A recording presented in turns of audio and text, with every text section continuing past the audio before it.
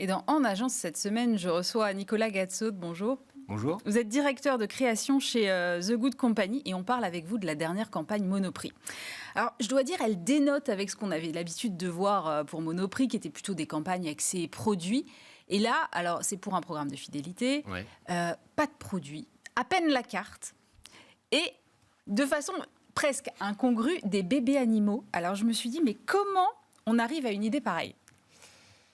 Donc cette campagne, elle avait pour but, elle avait le rôle d'annoncer la création d'un nouveau programme de fidélité chez Monoprix. Programme qui avait plein d'avantages. On devait expliquer qu'on pouvait économiser grâce à cette carte jusqu'à 400 € par mois. D'accord. En réalité, c'est une super offre, mais elle est assez similaire à celle que peut proposer nos concurrents. Ouais. Donc on s'est dit, on fait bien, mais on fait un peu comme les autres. Donc comment on fait finalement différemment ? Et si c'est pas sur le fond, c'est peut-être sur la forme.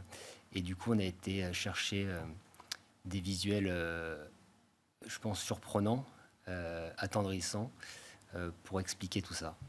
Alors oui, à l'arrivée, on a une campagne hyper mignonne, avec effectivement un caneton, un petit bébé lapin, un petit chien, un petit chat, qui sont tous adorables. Ouais. Et je me disais, comment... moi, j'aime bien connaître un peu les coulisses du truc. Comment vous arrivez déjà vraiment à cette idée-là d'aller chercher des bébés animaux ? Parce qu'effectivement, on est loin de l'univers Monoprix. Et puis après, comment on fait un tournage avec des acteurs qui n'en sont pas ? Alors, en fait, on a eu le tournage, c'était des vrais bébés animaux. La campagne Affichage, c'est de l'intelligence artificielle. Oui, je me suis posé la question. Parce qu'il y a le chien qui sourit un peu, je me suis dit, Non. c'est pas possible. Non, c'est du vraisemblable, mais c'est du pas vrai.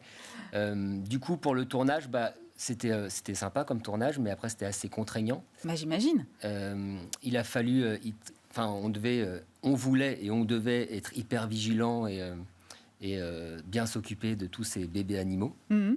Donc, on a fait un tournage, on a trouvé une boîte de production qui était très au fait de comment ça se passe. On avait un vétérinaire sur le tournage, on avait 2 dresseurs qui étaient là du début à la fin.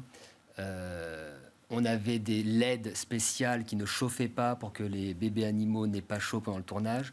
Ils avaient une loge qui était quasiment aussi grande que votre studio. Incroyable. Donc ils étaient très bien traités et ça s'est très bien passé. Ça doit être un peu surréaliste quand même. C'est un peu surréaliste, c'est complètement immaîtrisable, donc c'est marrant parce que on pose un peu la caméra puis on espère. On espère que le petit chien qui va rencontrer le petit chat, on espère qu'ils s'entendent bien et qu'ils nous donnent l'image qui fasse mouche, quoi. Donc faut du temps, faut que la caméra elle tourne et puis après faut de la chance. J'imagine que vous, en tant que directeur de création, vous aviez évidemment quelque chose dans votre imaginaire. Et comment est-ce qu'à la fin, finalement, cette campagne, elle y répond ? Est-ce que c'est exactement ce à quoi vous aviez pensé ? Est-ce que c'est différent ? Si oui, en quoi ? Alors, pour être tout à fait honnête, à la base, on voulait que l'intégralité de la campagne elle soit faite en intelligence artificielle. En réalité, pour la vidéo, c'est pas possible encore. D'accord. On n'y est pas encore. Je pense qu'on y est techniquement, mais on n'accède pas encore à cette technique, donc c'était pas possible. Du coup, on a dissocié ça avec de la vraie vidéo pour le film et de l'IA pour les animaux. Nous, on voulait le summum de la mignonnerie. Voilà, le brief qu'on a donné au photographe. Donc, c'est un photographe qui a utilisé de l'intelligence artificielle pour faire de la campagne print. Ouais. C'est pas de l'intelligence artificielle plutôt qu'un photographe. D'accord. Vous avez couplé les 2 compétences, on va dire. C'est un photographe en fait qui s'est servi de l'intelligence artificielle comme outil.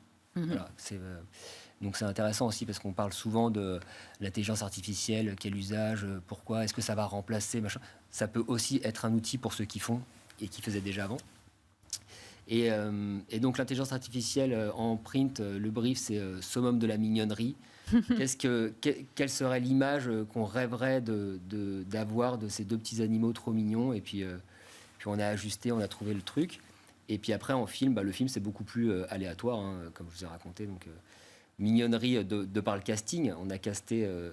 il y a eu un casting on a entendu beaucoup de « Oh, trop mignon » dans l'open space pendant le casting. Et puis, on a trouvé les acteurs qu'il nous fallait. Puis, je pense qu'ils ont fait ce qu'il fallait. Et ces mignonneries, en quoi elles servent le discours de la marque, finalement, pour en revenir à ça ? En fait, Monoprix... En tant que marque, eux, ce qu'ils veulent, ce qu'ils disent, ce qu'ils sont, c'est les alliés au quotidien des urbains. Là, on est dans une période inflationniste.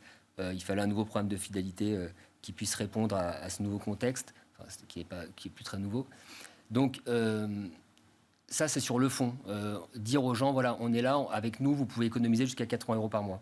Après, sur la forme Monoprix, au-delà d'être l'allié du quotidien des urbains, c'est aussi l'allié du quotidien des urbains dans le sourire. C'est une marque qui est conversationnelle, c'est-à-dire qu'il faut toujours susciter une forme d'émotion quand on s'adresse à nos clients. C'est pas froid, c'est toujours des clins d'œil. On les a vus, ils sont connus, les packaging Monoprix, ils sont connus pour avoir toujours un petit clin d'œil qui fasse sourire, qui génère quelque chose. Et ben l'affiche, elle devait être pareille. Elle devait annoncer le programme de fidélité, mais avec une émotion en plus. C'est la petite valeur ajoutée Monoprix finalement. C'est de l'émotion, c'est du sourire, c'est des choses comme ça. Et donc on est allé sur ça pour cette campagne. Vous vous êtes amusé en faisant cette campagne, j'imagine. Oui, on s'est amusé. Ouais, c'était bien. Quels sont les retours que vous avez eus? Ils sont bons, très bons. Ils sont très bons. Non, ils sont très bons. Est-ce que je vous aurais dit le contraire, ça a été le contraire, mais non, ils sont très bons. Après, moi, je trouve que j'ai souvent vu, on voit des gens la prendre en photo, on voit des gens sourire, les commentaires sont positifs. Voilà, c'est une petite dose comme ça de sourire, de mignonnerie dans le quotidien des gens sur leur trajet pour le travail ou des choses. C'est le rôle de Monoprix de faire ça et ils l'ont fait bien sur ce coup-ci. Vous allez regarder aussi, j'imagine, le taux d'adhésion à ce nouveau programme? Ouais, ça fait partie des résultats qu'on attend.